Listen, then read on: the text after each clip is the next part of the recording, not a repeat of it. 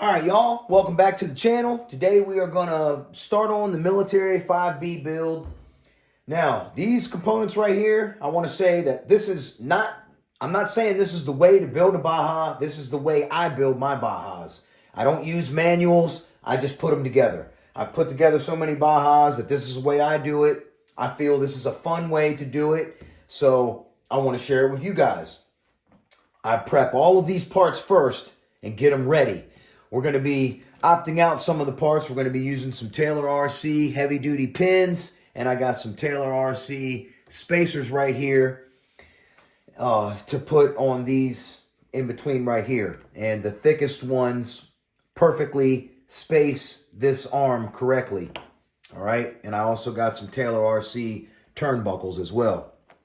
So first, we're going to take this arm, flip it over, and you're going to notice a beveled edge right inside of here. So you're going to take your pillow ball and fit it in there like so.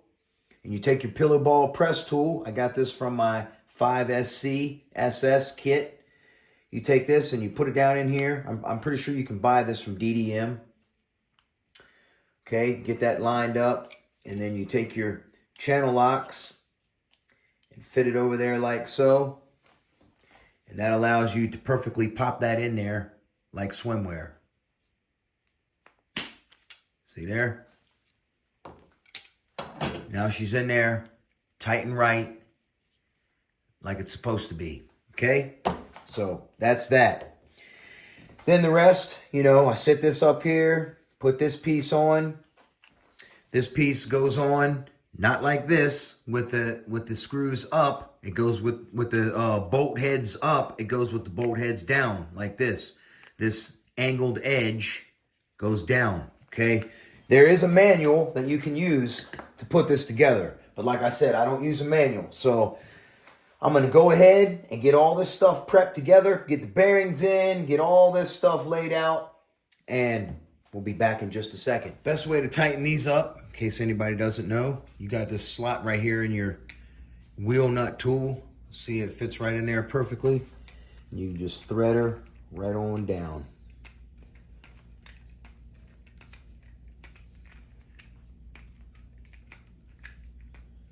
All right, just like that.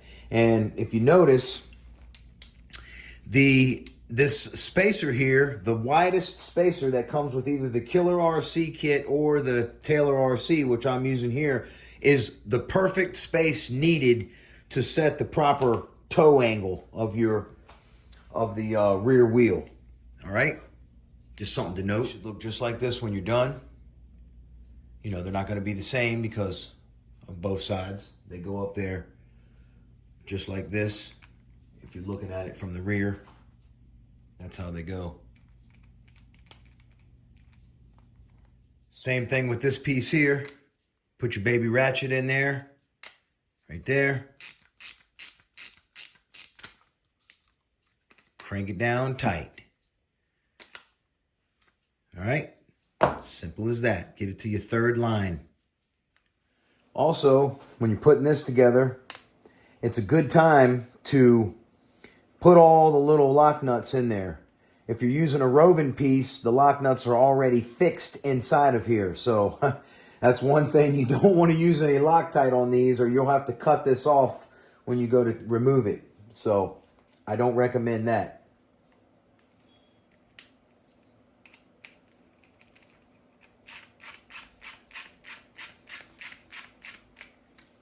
Another handy tool what I like to do is anytime I'm rebuilding something, I like to put fresh lock nuts in just because. So right here in the back, you have a lock nut. What you can do is you can set it by hand like this, and then you can use this little nut setting tool. Why my phone is not focusing? There we go. And you could just pop that in here like this and seat it perfectly. See? Now it's nice and seated. So, that's the only way you're going to get a super good snug fit on the screws is by replacing the nuts. These parts right here, If you're using King motor and Rovan axle extenders, sometimes when you tighten this piece up in there, it binds on the bearings. So what I recommend is use Rovan plastic. The Rovan plastic is identical to HPI, and the tolerances are the same. King motor, there are a little bit of variances, and the King motor plastic is also lighter and a tad more brittle. So I prefer the Rovan plastic best, and you won't have any issues if you go Rovan and Rovan. All right, so that's just one thing to note there. And this right here, when you're tightening this up, if you want to get these on beforehand, I recommend sliding the hinge pins through and getting them in the back there. Make sure they're fully seated before you go tightening this up. That way you won't be fighting the hinge pins going back in there when you get this thing, when you set this in the car. All right? Just a little note. The old trans, I like to RTV this piece in for dust. This lay shaft, I had to fight that gear on there bad, man. Getting that little E-clip on there. I had to use an HPI E-clip on the very end. I don't know what's up with this phone, man. I guess the bad lighting over here. But you can see the E-clip there on the very end. The little tiny E-clip. Finally, I got it. Rolls real nice. So, I like to just put a little bit of grease on the gear. That's all I put on there. Just like that. That'll be enough for that gear there. And I'll put a little on the ring gear of the diff. See how much gets on there? One roll. That's plenty. Now, concerning the diff. Even the manual shows you want to put your screws in this way. That's how you want to drop her in there. Okay? So that your screw heads are on the other side because of the inertia of the transmission.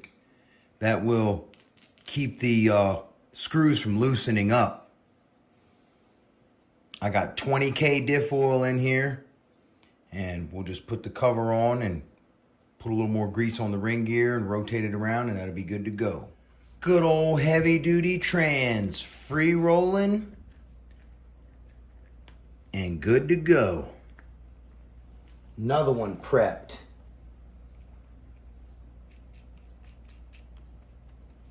All right. And that is it for the prepped parts, except for the chassis. So let's go ahead and knock that out. And then that's it. I'm going to bed, Fred. All right, we're gonna mount up this Rovan plate. I decided to steal the 40 build's chassis to speed things along, and the other chassis was brand new. This one was used for the 50, so we're just gonna go ahead and use this one for the 50 TMR. Here's the holes. We're gonna just make them bigger like this. This is a 17/64 drill bit is what we're going to use to mount the PEM nuts in here. Pretty sure that's what size it was. Yeah. Yep, 17/64. So let's get at it.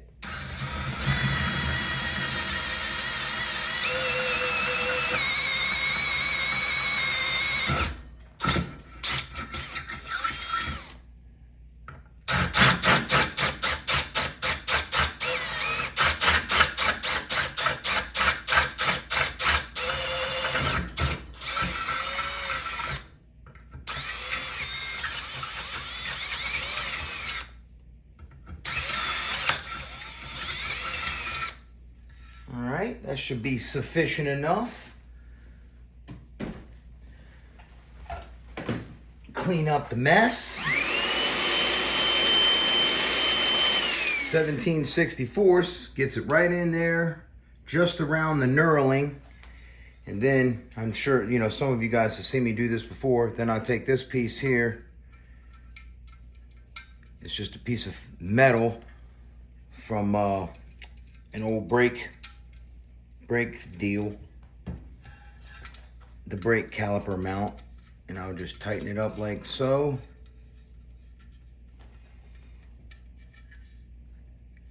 Get it snug. Make sure it's square. You can see right there how it's flush and square. And then we'll just crank it on down. Prefer to use the T-handle. You can get some more torque on it.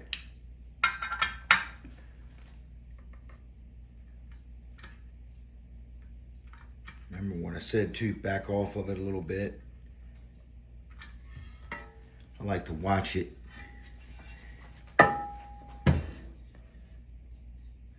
You can tell when it gets flush.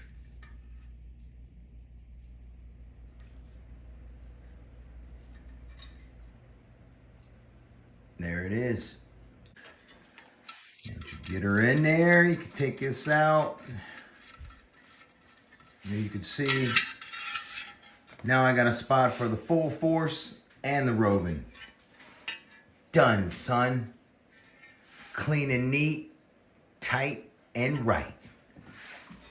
Now, this bad boy will just go right on here, and we can thread it right on up with some Loctite.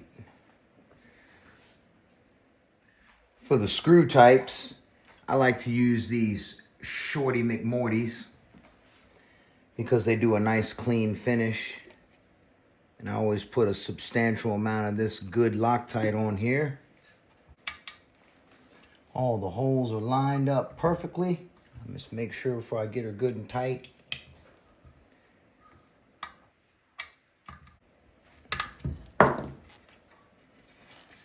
There we go. Let me back this on up one time.